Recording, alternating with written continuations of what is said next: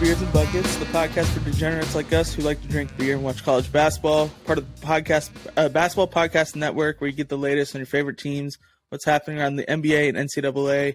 I'm your host, Connor Caldwell, joined by Dal Harmon. Dal, what is up, my man? You know, just hanging out. And so we're recording for all clarity purposes. We were recording at 10:54 p.m. I still have The Last of Us to watch, which apparently is an 81-minute episode, which means I'm going to be up late tonight. But it's worth it to get this podcast recorded so that Connor can edit it. And it's also worth it to be able to watch The Last of Us so that I can get on Twitter and not have it be spoiled. True. And also, I mean, you have tomorrow off, right? MLK Day? I do not, sadly. Wow. I know. Corporation's racist. I know. We were talking, one of my friends, so our company we have like certain days off, but they said that we get 2 floating holidays off. So you get to choose what like federal holiday or religious holiday you want off. And one of my friends was like, she is from Iowa, so she is white. She was like, is it like, she was like, I feel weird as a white person taking off for MLK Day. And I was like, I feel like that it's probably should be the opposite. Like, well, one, we should just have it off in general. So that's kind of the point. But I was like, the point is to celebrate someone. So it shouldn't matter. Yeah. I'm pretty sure that's the way it is. I don't know. My old job, we didn't have it off, but we had we had Labor Day and we had, 4th of July, we had Memorial Day. So we had like a bunch of other federal holidays off, and they had like a floating holiday system in place, but that was before I got there. Then they switched to ADP and it changed how we did things apparently. But I just thought that was the worst thing that they just didn't give MLK Day off, or it should just be a thing. Or something like that. If you're not going to do it then do it Juneteenth at least. You know what I mean? Like do something to honor African Americans and reparations there. But anyways, I have it off tomorrow, so we're going hiking. We went hiking today. When I say hiking in Florida, it's just a glorified walk, but there's no scale to it at all. Excuse me. So yeah, that's what we're going to do tomorrow. It's like a 7-mile hike. Looking forward to it, but I will also be watching The Last of Us tonight after we record, so pretty excited about that. Yeah. So let's move on into last week review. A lot of crazy games, a lot of things happen. So the first thing we'll talk about, I told you so, games that we seemed irrationally confident about. Dal, what'd you tell me? I told you that Kentucky was going to beat Tennessee. No, you didn't, you liar. No, I didn't at all. That was wild. I'm sure we'll talk about it, but that was wild. The game that I actually have here is Rutgers over Ohio State. I was with you on that one too. True. This is not one that where I told you and you disagreed, but Rutgers is like a wagon right now. I think they're the second highest ranked team in the Big Ten on KenPom. Even more so whenever the power of the Jersey Mike's Arena continues to be more and more real. Like that was kind of a bit at the beginning of the year, but it has now elevated and is no longer a bit. It's just a fact. It was a bit last year, and it's like you said, it's carried over to this year where it's actually true. There's a clear advantage when they're at home. Exactly, it's crazy, just wild. So good for Rutgers, chop. And they just got some 5-star recruit that might be the highest recruit in the history of their program. Yeah, sick too. So they're on a roll. Because they always put out a decent basketball squad too. It's not like they're just a bunch of scrubs. They always have a good squad to them. So. And this year, the fact that they got the highest one in recruit and program history could change things for them for the better for sure. I called last week Marquette over UConn. I don't know why it was irrationally, like I said, confident about it, but I just felt like it was going to happen, and it did happen. So Golden Eagles held up again and had my back again as I picked them for the 3rd or 4th time this season to upset somebody. So yeah, thank you, Shaka. We appreciate you. All right, humble pie, teams that were definitely too low on. I'll go first. Oregon, man, they put a beating on Arizona. I kept on watching that. It's oh yeah, Arizona's gonna squeak this one out. Never even got close to it. It wasn't even close. So Oregon, shout out, props. I know you're at home. It was the power of that ugly floor, but you did what you had to do, and you did it well. So good job, Oregon. Khalil Ware weren't the first 2 points Oregon scored that giant dunk that Khalil Ware had? I think so. It was either the first or second basket that they had, and that just set the tone. They rolled from then on. There's something to be said about this Arizona team. They seem like, and we had this whole discussion against Kentucky and South Carolina, but they don't seem mentally like they get intimidated easily, I should say. They get punched in the mouth, and they haven't really shown that they know how to respond to that. Whether it's their game against Utah earlier in the season, like Utah just came out with more fight and absolutely just kept the pedal to the metal the whole time, and Arizona just didn't know how to respond to taking a hit like that to start the game. Yeah, but they're really good at throwing those haymakers to start the game too, though. Arizona is. So yeah, whether it's a mental thing or just like an actual play thing, I think that's more what I disagreed with you on. Yeah, in the group message, just like you don't know it's a mental thing because it could be other stuff, but whatever it is, they do not deal well if they are the ones that get hit first. It seems like so. Yeah, and I do want to bring that up in the last call and just like talk about that for a little, but that's way later in this episode. It's a good topic. Yeah, it is a good one. All right, so Humble Pie, who did you have? St. Mary's. I feel like that we're high on the West Coast Conference in general. I feel like last year we talked about how it's not just Gonzaga in that conference. Yeah, anymore. not anymore. They have some legitimate talent in that conference, and it did help when they had Todd Golden though from San Francisco. True. Like now that they don't have him, but still, I see your point though for sure, 100%. But this year, I can't remember exactly where Gonzaga is. Let me check real quick. Yeah, so Gonzaga is currently not the highest ranked team in the West Coast Conference, according to KenPom. That belongs to the St. Mary's Gales.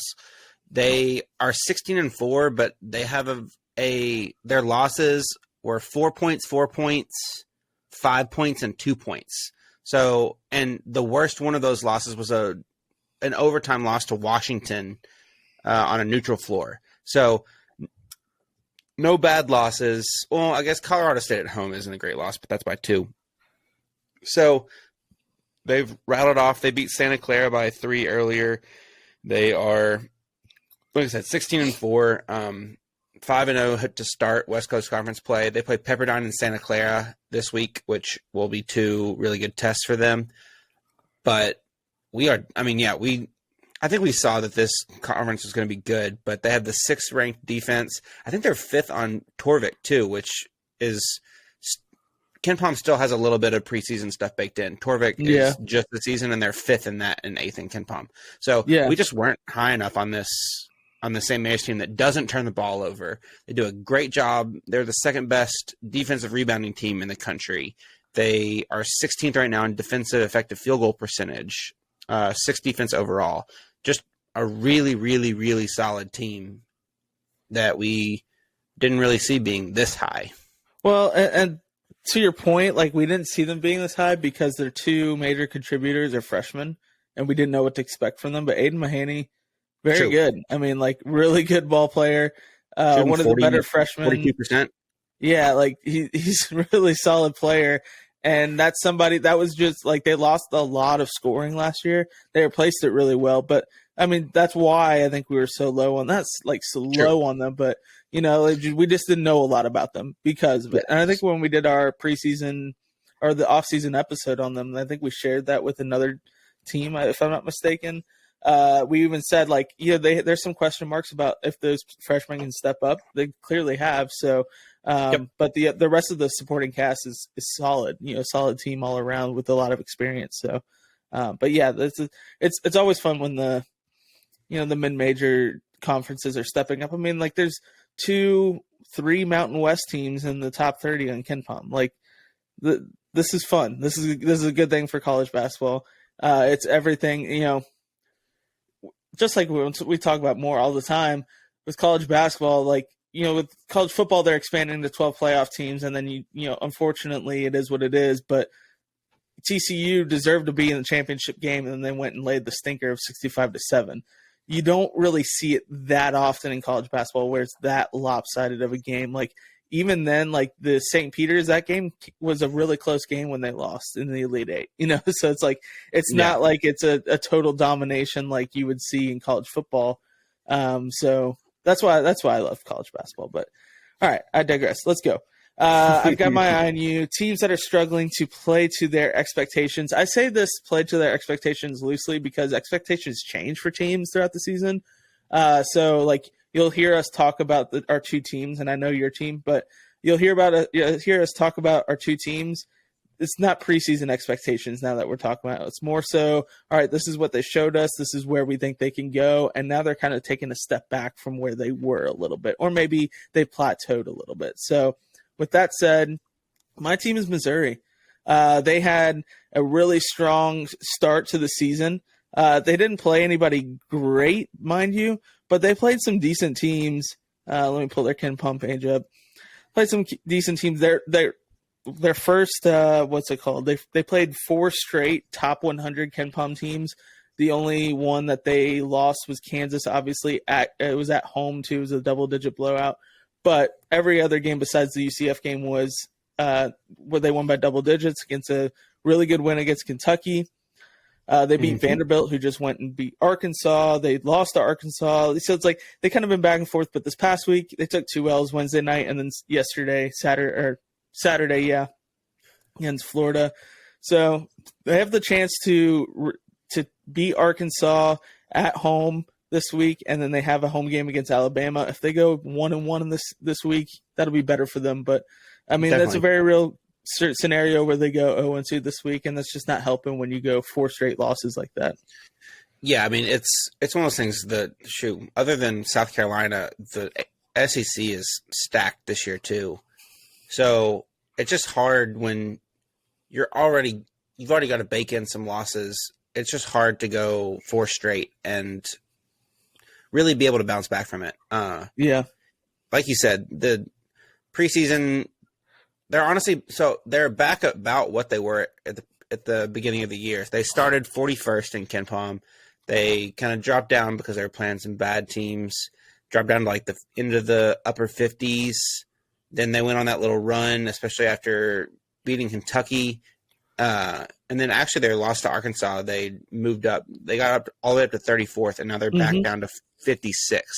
So they have kind of done the full spectrum, full gambit of kind of the ups and downs. But this is it's a good call, but I still don't think still think they're probably better than we thought they were at the beginning of the year, even though they for sure. And that's why I prefaced it with okay, expectations have changed for this team, right?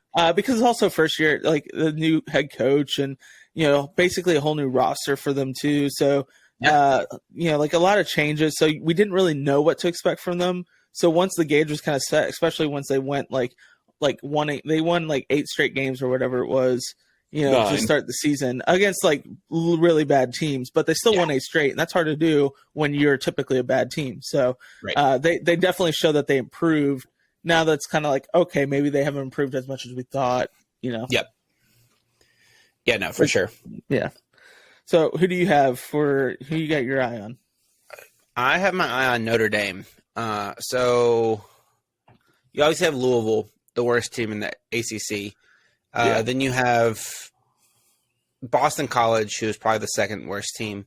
But Notre Dame is really starting to try and make their case for the third worst team.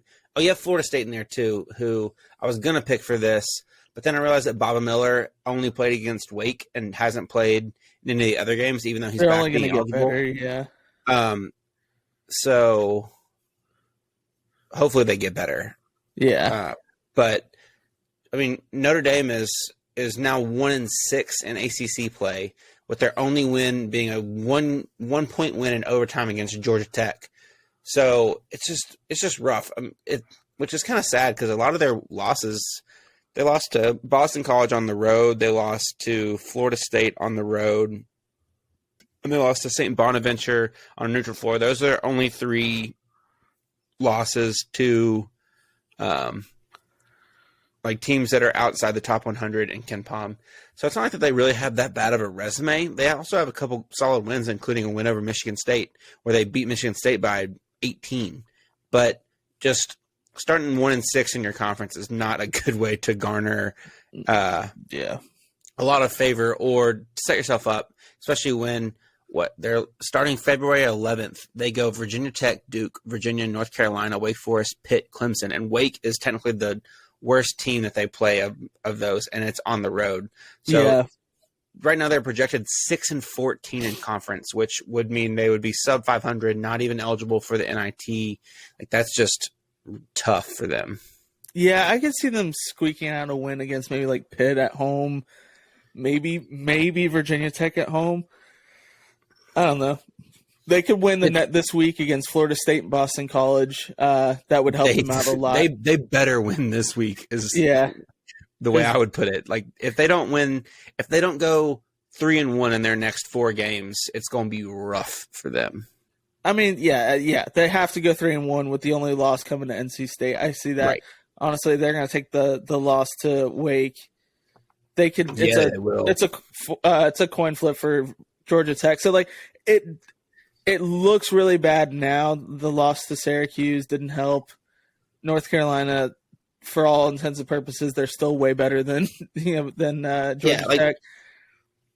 Other than all right, so Boston College and Florida State are bad, but like a lot of their other losses aren't bad in and of themselves. It's just you have to win. It's like the Kentucky problem. Like at some point you have to win one of your big games, and if you just continue to be not able to do that, a bunch of not bad losses turn out to be a bad resume when you literally just don't have any other good wins. Yeah. I mean, Michigan State could have been considered a good win. That is a good win. Yeah. And then it looks like they made Georgia. They lost to Georgia, and I don't know. I don't know how to feel about Georgia yet. I'm still trying to gauge how I feel about them, but because they're still trying to gauge how they feel about themselves. Right? That's true.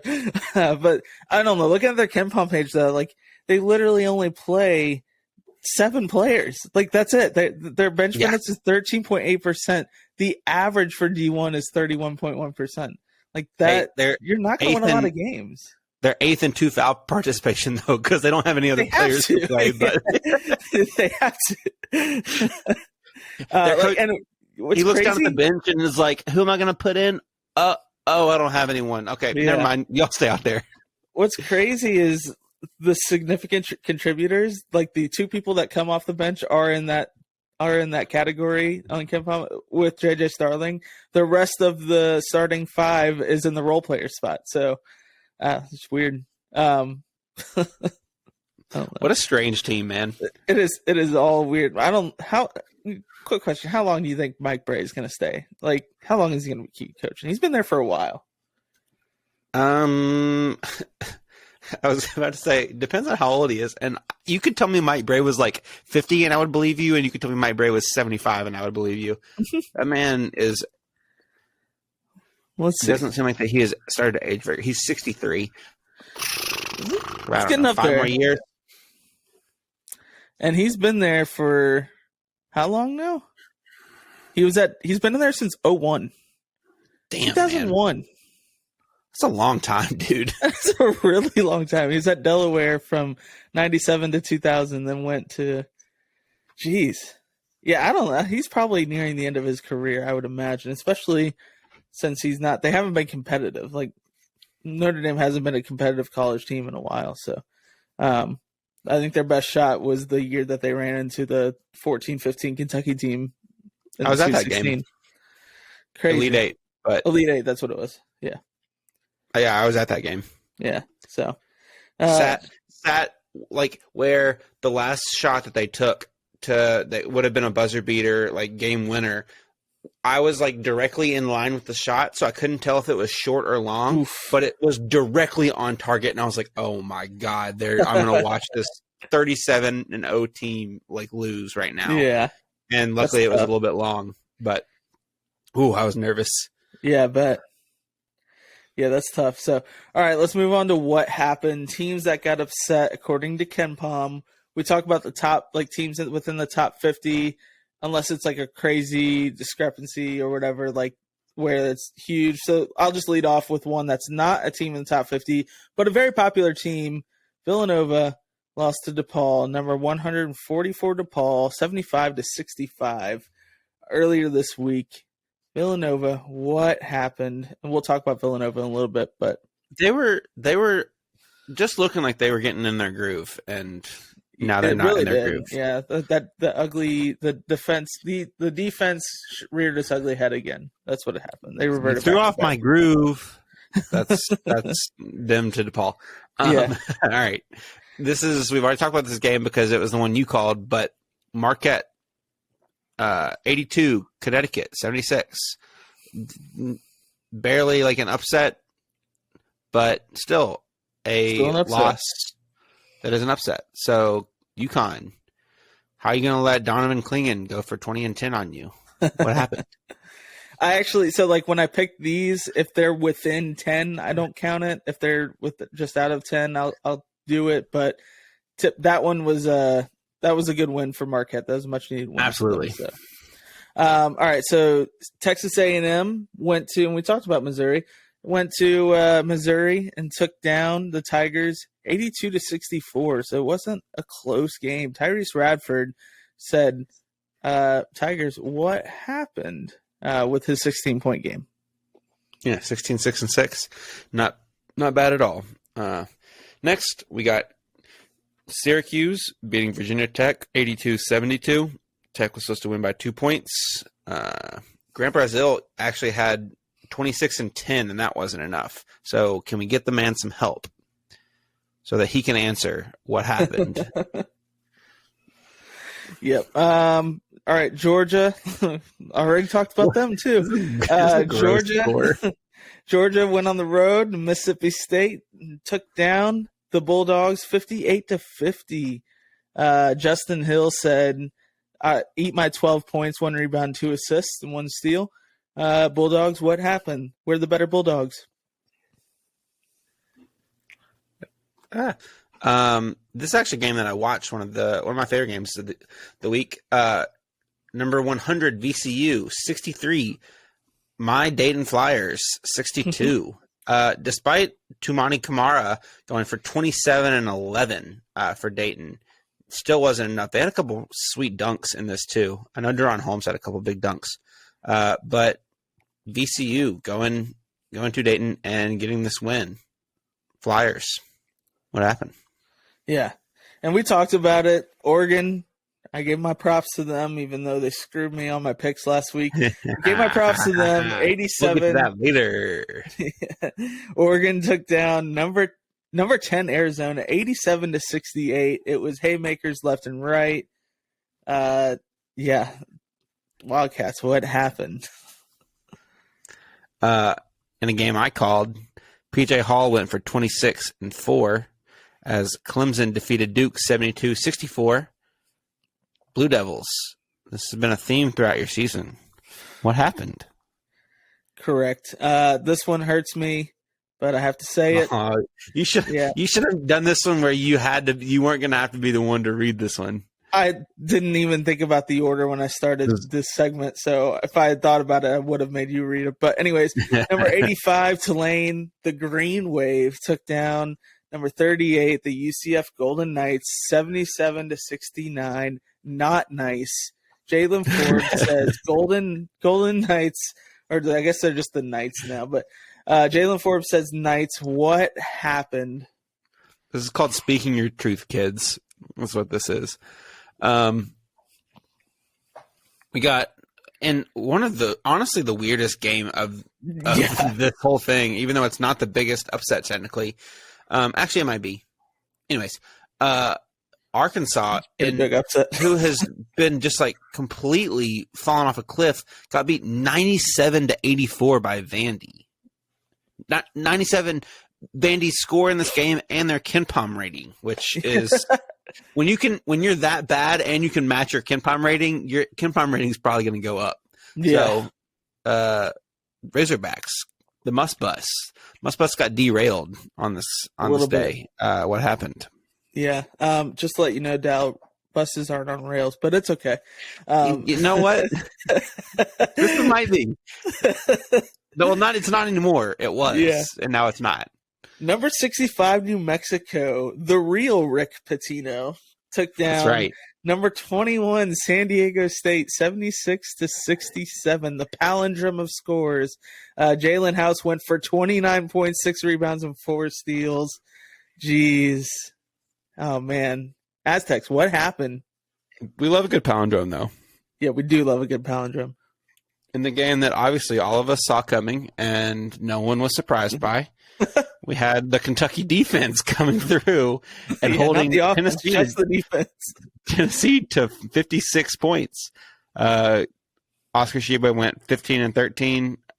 Kentucky fans still don't know a single thing about lineups or who they think is good. That still remains to be seen. But Kentucky did get a big win, their first big win of the season, really. Yeah. Beating Tennessee in, you all can't see this apparently, which I'm told, even though I'd make a clever one every week. So I guess it's just for Connor. But my name on our recording is more like Knoxville, not Knoxville. So volunteers, what happened? There's a reason I wore Holding this that L is today. what happened. Ooh, I wore this orange today because it's my Tyler Childers hoodie. There's a real Kentucky guy right here. And we walk into your trap, take over your trap. We'll take that orange too. So that's a much prettier orange than their orange. So it's a hunting orange. That's what it is. Oh man. All right. Number 71, St. John's, Dal's favorite team, took down number 4, UConn. Connecticut, man, you took 2 losses. You featured twice on the What Happened thing this week. That was today, by the way, and I think it went under the radar because NFL playoffs, obviously. So all these games that happen on Sunday here soon. I mean, like they're going to be exposed for what they are. This is a big upset, I thought. 70, this is huge. St. John's 85, Connecticut 74. Who is it? Soriano went for 19 points and 13 rebounds. So nice solid double-double for him. Huskies, what happened again?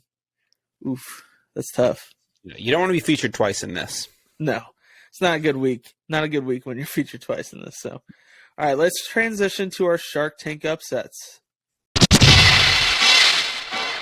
All right, it's time for Shark Tank upsets. This is the part of the show where Dal and I will pitch an upset to each other, and we either the other person will buy well, they don't have to buy anything. If it's just not a good upset, it's not a good upset. They don't want to put stock into it. But they could buy a pint, a case, a keg, a pony keg, a keg, or the whole brewery.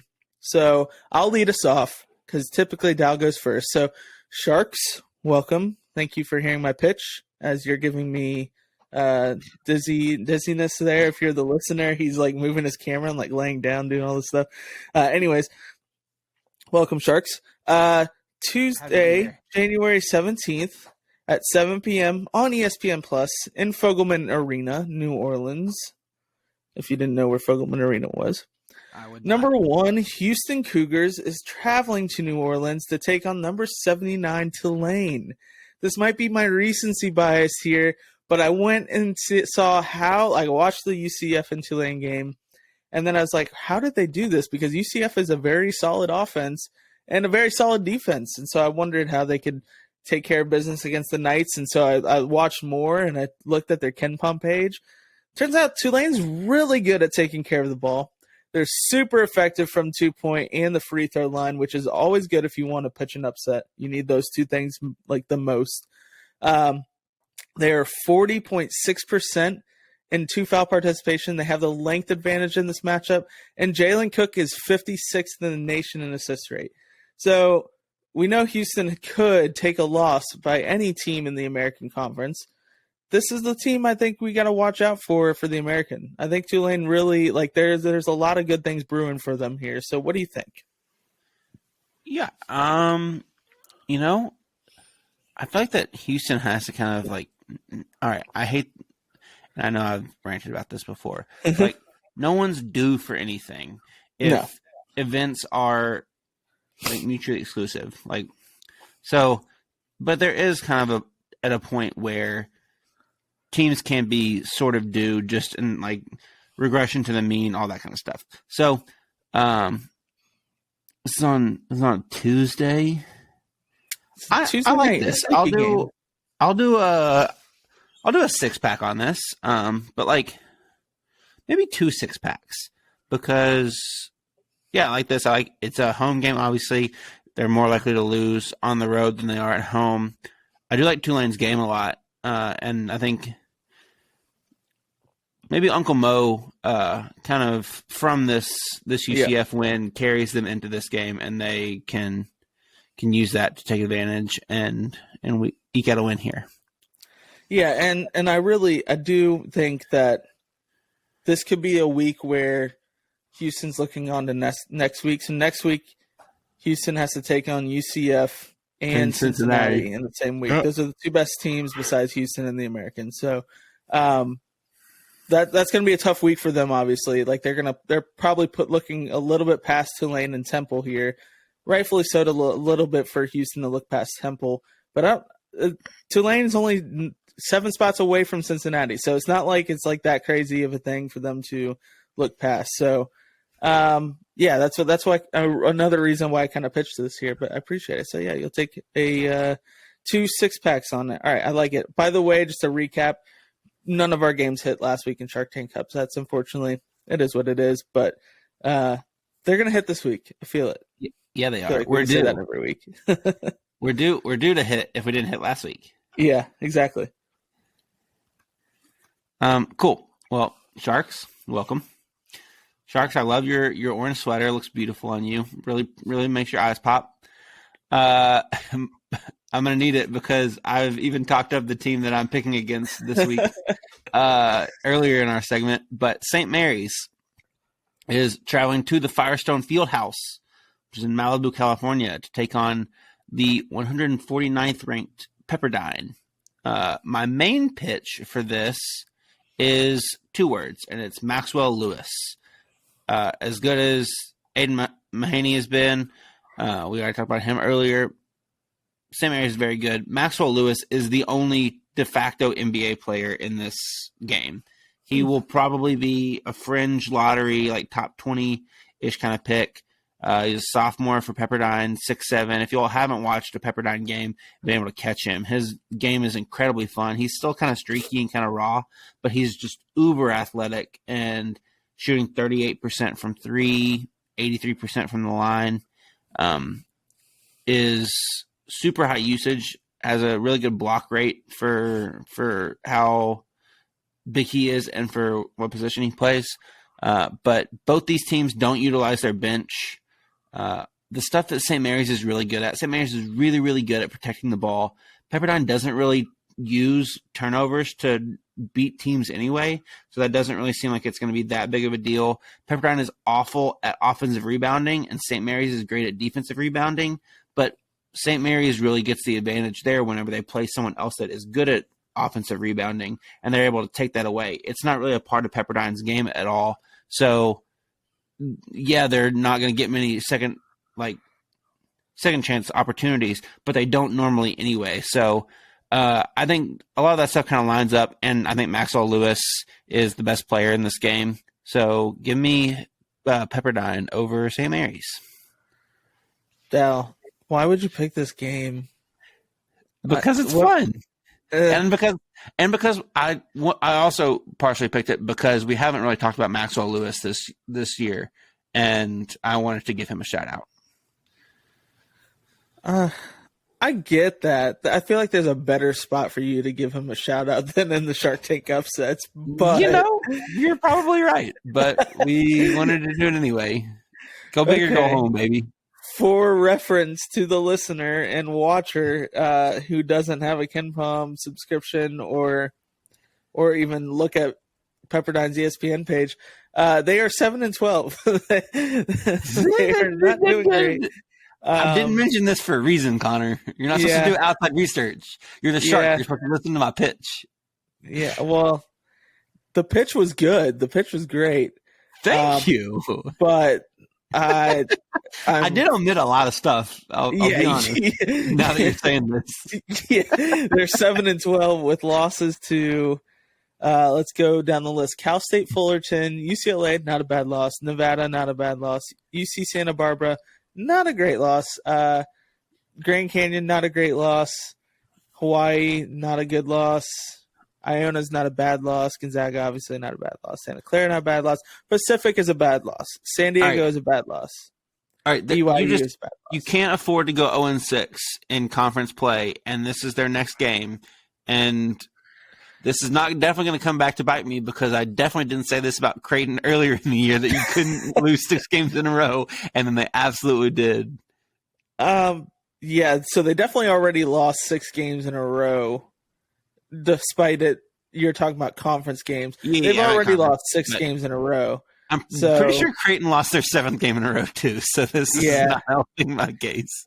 If you had just said if you had waited for this pitch next week against Portland, maybe, or then that's not an upset at that point. Yeah, it wouldn't have been an upset then, or just a couple weeks for Loyola Marymount. That would have technically been an upset. Because it's also a away game, so Loyola is going to beat. But for that, I'm out. I am not fiscally going to invest in pitching this upset, and I can't wait for you to say "I told you so" next week. I will be your biggest fan, obviously. When you prove me wrong, but I'm just not ready to buy on this. And at some point, one of us has to not buy each other's pitches. I think we're going on 9 straight episodes of buying each other's pitch. So great pitch, but definitely a little bit skewed as far as your presentation goes. For that, I am out. It was just selective. I know too much about Pepperdine. It was just selective. No, but one thing Maxwell Lewis is a really good player. I've watched a lot. Probably 3 or 4 of the games, the cut games of it, obviously. He said he's very raw, but he's still a solid player all around. So he's one of those dudes. His highlights are sick. Then you watch a game and you're like, okay, so his highlights are half of his game, and the other half is little baby deer running around. Yeah, exactly. One thing that is cool about this game, though, is St. Mary's is one of the slowest teams in the country, and Pepperdine is one of the fastest. They're 39th in the. Oh no, shoot, that's Mizzou. Where did Pepperdine go? Pepperdine is 11th in average tempo. So just 2 super big clashing of styles there, which will be interesting to see kind of how that unfolds as well. Yeah, no, I agree with that. Just hard to buy in on something when they've lost 6 straight with 2 losses to 200 teams. So not great, Bob. Not great. All right, let's transition into throwdown. I think throwdown. No, I'll just edit this part out. Let's move on. NBA fans, the NBA action is just getting started, and so are the incredible offers at DraftKings Sportsbook, an official sports betting partner of the NBA. New customers can make any $5 NBA pregame moneyline bet and get $200 in free bets if your team wins. Check this out. Right now, everyone can earn up to 100% boost with DraftKings stepped-up same-game parlays. Go to the DraftKings Sportsbook app, place a same-game parlay, and combine multiple bets like which team will win, total rebounds, total points scored, and more. With payouts bigger than ever, DraftKings Sportsbook is where I go to bet on the NBA. Download the DraftKings Sportsbook app now, use promo code TBPN, make any $5 bet this week, and get $200 in free bets if your team wins. Only at DraftKings Sportsbook with promo code TBPN. Minimum age and eligibility restrictions apply. See show notes for details. It's time for the beer review. You know what it is. We drink a beer, we tell you about it, and compare it to college basketball. So I'll go first tonight. Taking a note out of Dow's book, going with a hazy double IPA, but with orange and vanilla. It's the 6 Point Brewery Screamsicle from Brooklyn, New York. That sounds delicious. 8%, 0 IBUs, and 3.78 untapped rating. So let's give it a try.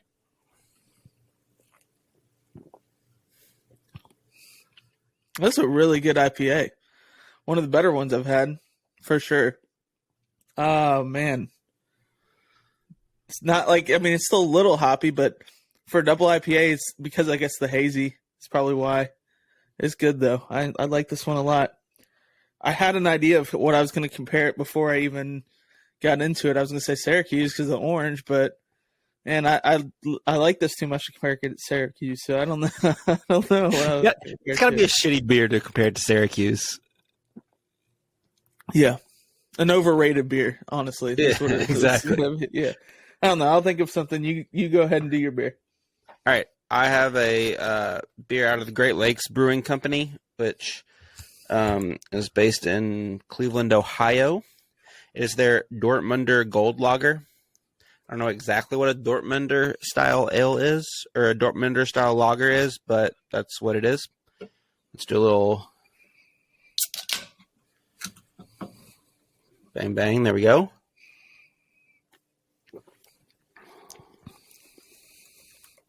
It's like a little bit of a hoppier, a little bit of a hoppier lager. I don't know.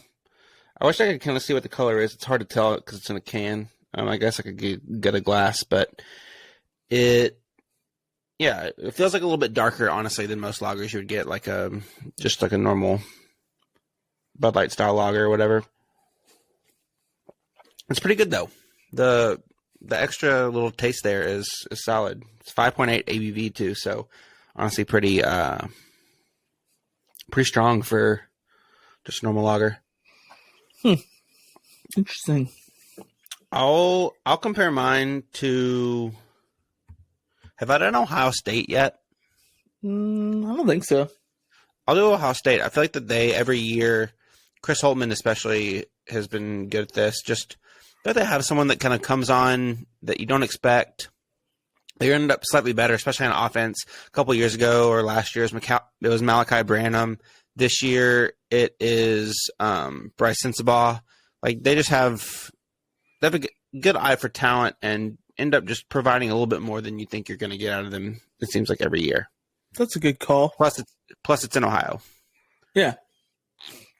I'm actually going to go, just because NFL playoffs game's on right now as we are recording this, I'll go with the Bengals. Because it's the black, white, and orange, Pretty good. Bengals are pretty good as they're about to close out this game, even though they should be beating Baltimore by a lot more. So we'll go with that. But yeah. All right, this is a little bit of a tangent, but since you brought up the Bengals, I was told in a group chat earlier today that because the Bengals were super, super predictable on in terms of run and pass at the beginning of the year based on their formation, and I was told that tipping plays in terms of whether it's a run or a pass or that kind of thing in the NFL has zero impact on the defense, does not make their job any easier.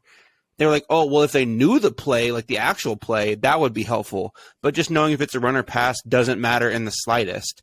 And I'm like, and they sent me a couple of videos of Trent Williams is apparently a lineman that's really bad about tipping, whether it's a run or a pass.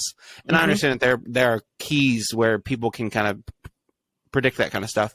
But I was like, there is no way in any decision-making process ever, not remove the football side of it, where you have to make fewer decisions and there are fewer uncertainties and you make decisions in the exact same way that you do than when you have less details. I was like, that's not how decision-making works.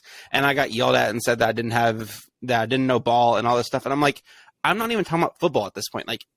Having more information is better than having less information, even if it's the most marginal of an impact. If that was true, then they would just say, they would just be like, oh, we're going to run the ball. And they just did not run the ball. They'll pass the ball. You know what I mean? That's what teams would do.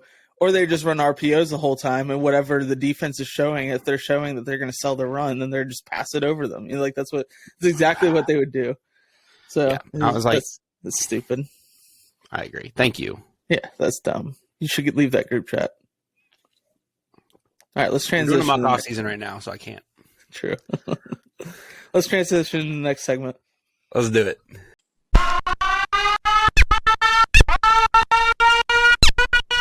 It's time for the throwdown of games. These are games that we typically try to do top 50 matchups, unless something tickles our fancy and we want to go outside the top 50. Last week, Dow came back firing with a whopping 17 of 21 possible games. He got 17. That's that's a C plus right there, maybe a B. I failed to come up with a few. Had 11. So on the season for weeks we are tied, and I think Dal is up 3 on total games, if I'm not mistaken. Total games called at this point. True. So overall we're pretty close, pretty matched up evenly here. He's got the slight advantage in overall games. We're tied on the season, though. I'm firing back here. So Monday night, this is Sunday as we record. So Monday night, the 16th, number 5 Purdue is taking on number 42 Michigan State at 2:30 p.m. So it's not even Monday night; it's Monday day because of MLK Day, and this is in East Lansing, Michigan. Who do you have? I'm gonna go Purdue here. Their offense is super, super good, and they rebound really well. Just the length that they have, and as good as Michigan State is, they really only have Matty Sissoko as their main big man, and he's going to have his hands full with Edey and company in the front court there. So I'll go Purdue. Yeah, I got Boilermakers too. They're, like you said, the better offense. I think they're better defense in this matchup too. And then the number 1 offensive rebounding team in the nation. So that's going to win you a lot of games alone. They're a solid team all around. So that's the only really good game for Monday. So we'll move on to Tuesday, the 17th at 7 p.m. in Manhattan, Kansas. Number 7, Kansas Jayhawks taking on the number 26 Kansas State Wildcats. This is at 7 p.m. on ESPN. I'm going Kansas State, even despite they ruined me when I said that I was going to pick them for forever until they lost. They actually lost last week. But Kansas State, Kansas has survived the wave of mediocre to decent Big 12 teams that have come within like 3 points of beating Kansas, right? K-State's going to do it. I think they're going to steal this one at home. So give me the Wildcats here. I think I'm going to go Jayhawks. Not only do they lose to TCU, like you said, they have Texas Tech coming up too, so they might be looking ahead a little bit there. Yeah, I think that K-State has they might be out over their skis a little bit too much right now. Maybe. And need to kind of come back to earth a little bit. So I'm gonna go Kansas. They did last week, and that's why they're wrapping it right back in. They're going right back head first with a win over Jayhawks. But anyways, 8 p.m. in Ames, Iowa, number 9 Texas taking on number 12. Jeez, I need to fix my contacts. Number 13 Iowa State, excuse me. It's a little late. My contacts are bothering me. Number 9 Texas taking on number 13 Iowa State at 8 p.m. Like I said, in Ames, Iowa. Who do you have? I'm gonna go Texas here. They've routed off 3 really good wins against Oklahoma State, TCU, and Texas Tech. I think they keep it going. Plus, they already lost to Kansas State earlier, like we talked about last week. Giving up 116 at home. I think that kind of gets them in a revenge. We're talking about Iowa State. I was reading down on the thing. Anyways, I still pick Texas. Okay. Well, here's the thing. You mentioned Oklahoma State, which is not like a fantastic win. It's a good win, not a fantastic win. They're still a top 50 team. It was on the road. They won by 10. However, Oklahoma State only scored 46 points, so not great. However, what are the 2 next wins that they had against TCU and Texas Tech? What's the common denominator there, Dal? They were at home. At home. Moody Magic does not travel, and Iowa State's going to be pissed after missing an opportunity to knock Kansas off at home that they had. So I think Iowa State takes care of business here. Texas isn't as good as Kansas. We could just admit that. And the end of that Texas Tech game was absolutely insane, which leads us into our next game. Number 16 Baylor taking on number 59 Texas Tech, the Red Raiders. This is in Lubbock at 9 p.m. I got Texas Tech here. Fardos is back. He takes Tech to a next level despite their loss to Texas.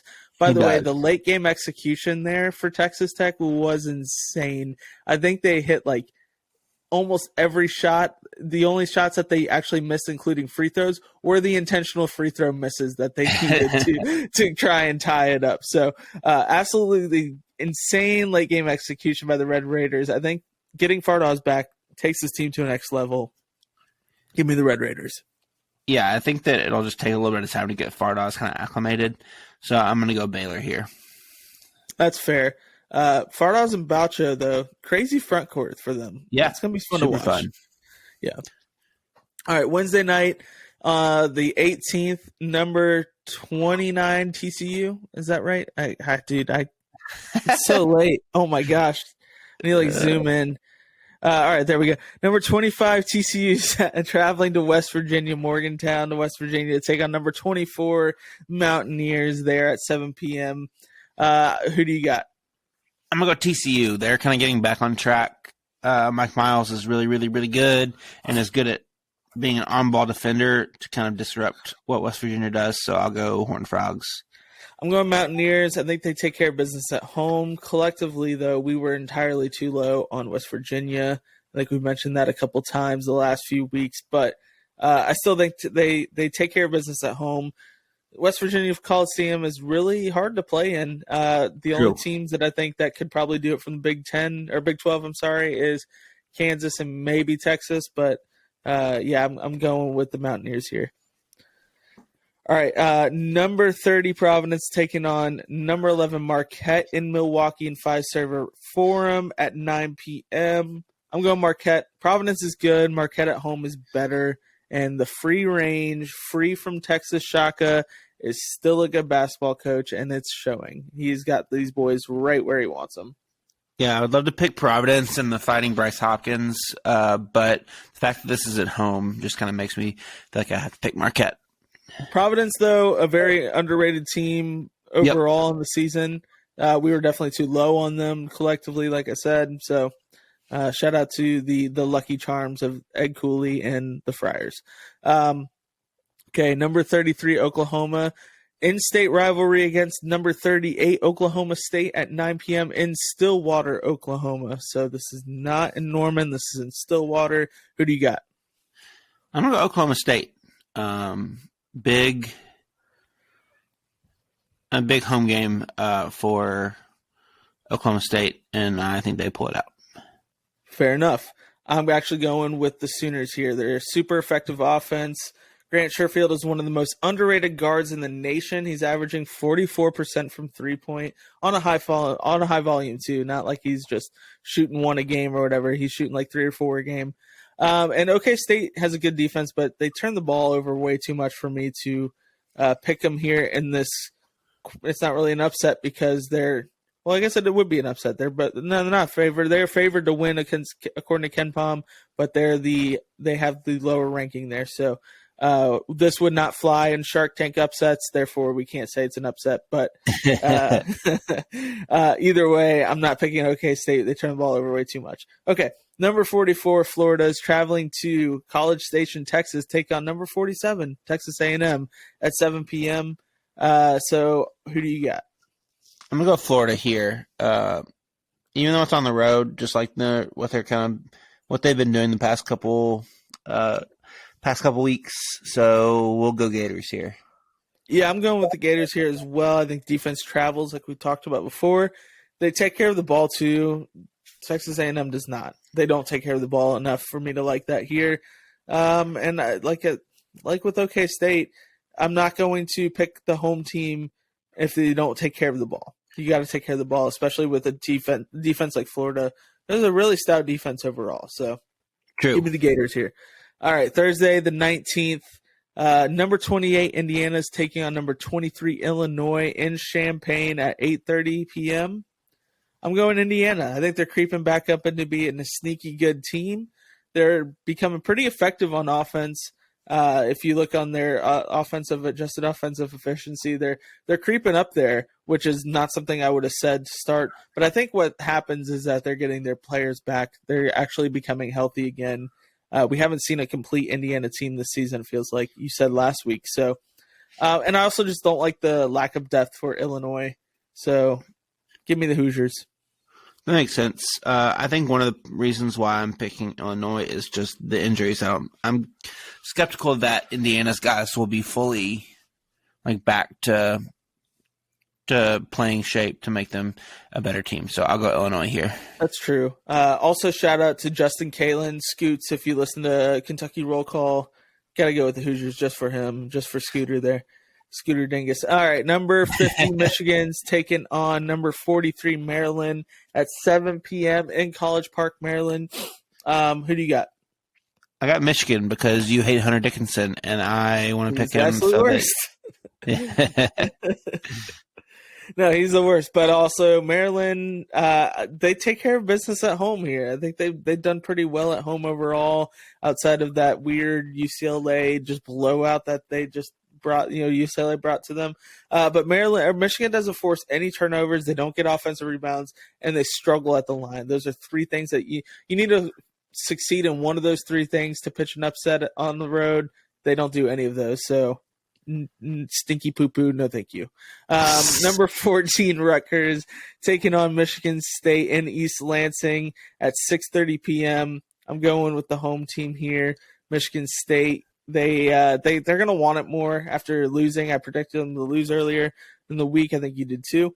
So they're going to want it more, and that home cooking, they're going to be rocking. Joey Howard's going to hit a couple threes. It's going to be fun. So give me the Spartans here.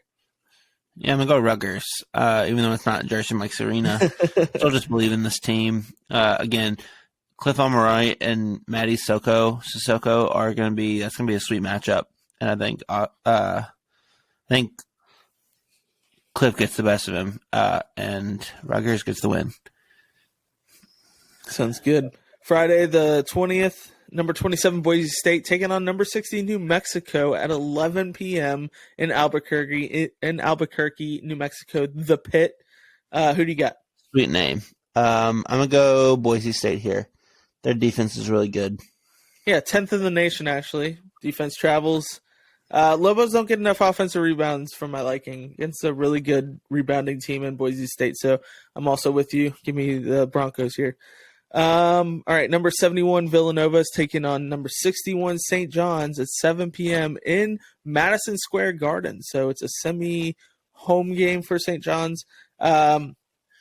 Villanova defense is stout, but I'm sorry.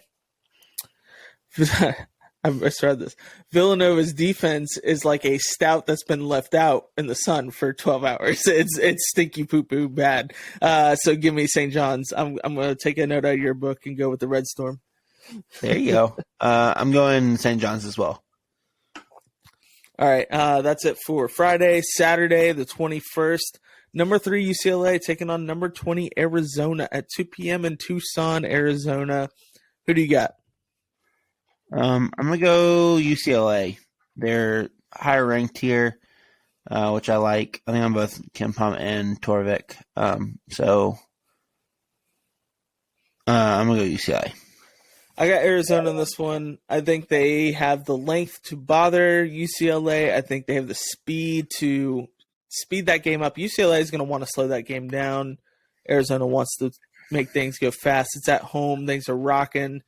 That's going to be a fun tailgate experience for those Wildcat fans there. So home cooking is going to be there too. Give me the Wildcats. Okay, number 32, Iowa's taking on number 17, Ohio State in Columbus. Time is to be announced. I'm going with Ohio State. Yeah, I thought that was weird too. I'm going with Ohio State. Their offense is obviously very solid. Iowa's defense is not solid. So it should be a high-scoring affair overall because Iowa State's offense is pretty solid and Iowa's offense is pretty solid and Ohio State's defense is not. So should be fun. Yeah, I'll go Ohio State as well. Bryson Sabah, I think, is the best player in this game, and so I'll stick with that kind of maxim that I have and go Buckeyes. All right. should go without mentioning who we're going to pick, but I'm going to talk about it anyways for our listeners to keep an eye on because it is an important game. Number 12, Virginia is taking on number 74, Wake Forest in Winston-Salem, North Carolina at 2 p.m. Who do we got? I have Wake Forest. I think Virginia, hear me out. This should have been my pitch, honestly, to you because, the easy pitch, honestly. But you talked about it. Wake's ability to hit threes at home against the stout defense. It's not like Virginia's like out there guarding the perimeter like crazy. I think if Virginia's going to lose, it's going to lose to the to a 3-point shooting team like Wake. So give me the Demon Deacons here. I do love that, and I hope you're correct. But I was at the UVA game where they came back from a bunch down and hit a banked-in three from about the bottom part of the break of the 3-point line, and I still have no idea how physically that happened. But I have PTSD from this, and I'm gonna go Cavaliers here. I can understand your skepticism here, Dal. But keep in mind, I'm Virginia scarred, is the dude. only number 1 seed to lose to a 16 seed. I'm scarred.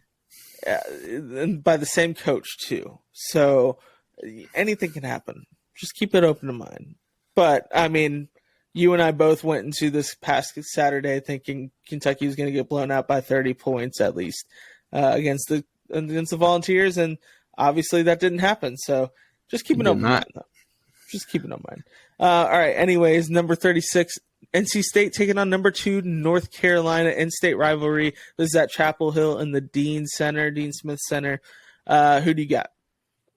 Yeah, I'm gonna go. Being at the Dean Dome makes me want to pick in UNC more, but I'll go with my gut still and go NC State. Tre'Quavion Smith's a stud, just like their team, and think North Carolina is overrated still.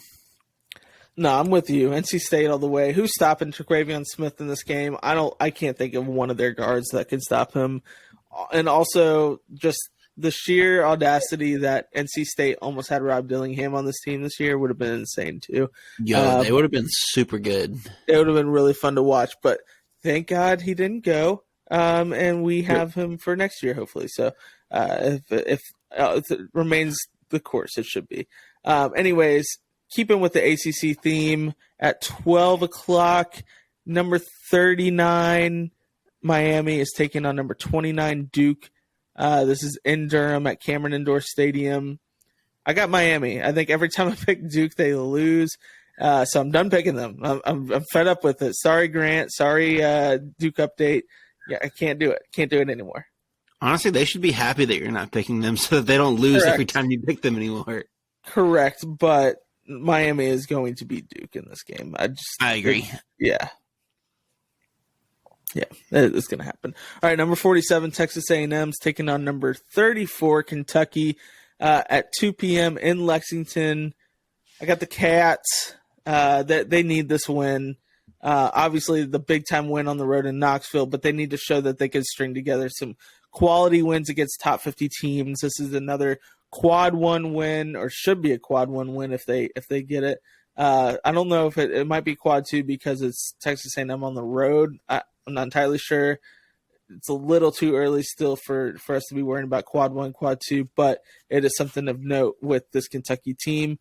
Anyways, give me the Cats in this one. Same. All right, Sunday the 22nd, 35, Memphis is taking on 72, Cincinnati in Ohio at Fifth Third Arena. Who do you got? Yeah, I'm going to go Memphis here. DeAndre Williams has been one of the best players in college basketball this year. Yeah, he's the Stetson Bennett of college basketball. He's going to be here for forever. Don't do that. Don't curse the man like that. That's not a curse, honestly. Stetson Bennett won the national title. Yeah, but he's Stetson Bennett, so that's why it's a curse. Correct. He's also, it's like, that reminds me of The Hangover, or not The Hangover, Tommy Boy. I don't know why I thought The Hangover. Tommy Boy. It's like, oh yeah, plenty of people go to school for 7 years. Yeah, doctors. Exactly. Anyways, DeAndre Williams is going to feast in this game. Memphis is going to win. Give me the Tigers by 7. I like that. I like that line right there at 7. So, number 42, Michigan State taking on number 28, Indiana. We've talked about both these teams this week. Now they're coming to a head here at noon in Bloomington, Indiana, in Assembly Hall. Who do you got? Let's go Indiana. I just still worry about them being healthy, so I'm going to go Michigan State. I'm going to go with the Hoosiers again. This is not Spartan erasure. This is more so Indiana's at home here. They're going to take care of business. We're not sure about Michigan State on the road this season. They do have a couple bad losses. They have a couple good wins, but they have a couple bad losses. So give me the home team here in this Big Ten matchup. I feel like that's going to play out in my favor here. So, all right, that's it for Throwdown Games, man. Let's wrap this thing up. Let's do it. All right, it's time for the last call. Dal, go ahead. I have some things in mind, but I want to hear your thoughts first. So go ahead with your last call. I'll keep mine pretty short. On-off numbers for single players in college are not that reliable. And even in the pros, where they have a lot more of a sample size, on-off numbers aren't even super reliable going into the next year after a full year of data. So whenever you're looking at lineup stuff, anything that anyone sends that says, oh, I don't know, I don't have a good example, but if you're using box plus minus, that kind of thing, it is not overly reliable, especially in the middle of a college season where there's less than 100 probably minutes or possessions. Once you get to 100 possessions, it can start to be sort of helpful, but even then it's not overly helpful. So it's fine to push narratives, and it honestly is somewhat helpful within context. It just should never be what you're kind of basing an argument off of. Yeah, I agree with that. I think to your point, or to the other person's point, because I know the specific example you're talking about, I think you misread it, but neither here nor there. It doesn't matter. The whole idea is that severe wheel, adding the SEC assist leader is not a bad thing. Yes. To what Kentucky displayed when they only made 7 field goals in the second half of that Tennessee game. Right. So, yeah. So if we could just add it in the right context, in the right time, I think that's a big key is just finding the right time for certain lineups. And so far this season, I think there's just been good lineups, wrong time for it, if that makes sense. And this isn't to say that on-off numbers don't sometimes line up with the correct take. You can absolutely have the correct take. It just doesn't mean that if the on-off numbers are telling you the same thing that your take is telling you, that doesn't make the on-off numbers something that's actually more reliable or anything like that. It's just kind of a flawed piece of evidence that you can use in an argument that, again, doesn't take away from the validity of the argument, in itself. You could still be very much right. Yeah. No, I'm with you on that. So for my last call, I'm going to formally apologize to not just college basketball or Twitter or anything like that, just in sports in general. There is, and this is an old school, I was taught by old school coaches. My dad's an old school kind of coach. When we say somebody's mentally soft, in the context of sports, it means that they're easily intimidated. They tend to shy away from the big moments. So okay, I can see the disconnect there. I was gonna say, because you're still framing it, and those are all inherently negative things, and being soft isn't always a negative. Yeah. So really, that's the big thing, is that when we say in sports, when I say, and I'm just not going to call anybody mentally soft anymore. Yes. That's the correct thing to do. But when I said that somebody was mentally soft, because even coaching, there are times that we've like when I'm coaching football, that our team, I know they were intimidated by the other team and they would just roll over and expose their bellies. That's what I mean by a team is mentally soft, which is not the totally correct way to say it. Really, it's they give up, they get punched in the mouth, kind of what we talked about with Arizona. But I got to find a better way to phrase it, and so that's on me. However, there are teams in college basketball and in college athletes that do shy away from big moments. They do roll over easily and show their bellies against opponents that they very well could beat. For one thing, Kentucky against South Carolina, that wasn't the case. It was against Alabama, and it carried over into the South Carolina game. Mm-hmm. And you could see it affected that whole Alabama game. Not only took out that one game, but it took out the South Carolina game too. Nothing South Carolina did offensively other than some crazy Michi Johnson shots actually was like good. You know what I mean? It was all lack of preparation on Kentucky's part. They were still licking their wounds from the beatdown they took against the Tide on Saturday. So I think obviously this is water in the bridge now because Kentucky beat Tennessee and Knoxville. But all that to say is there's got to be better ways to phrase things, and so that's on me for not phrasing it in the correct way. But at the same time, like, if you're on the scale, you have to, and this is not me like backing myself up on what I like defending myself on what I'm saying, because I fully admitted that what I said was wrong. At the same time, if you're on the scale of college athletics and then obviously the NFL or any pro style athletics, you're going to take criticism and you're going to need to have a tough exterior to block out the noise, because you and I both agree that you shouldn't tag players and all that stuff. And I've never tagged a player in my life. Which is smart.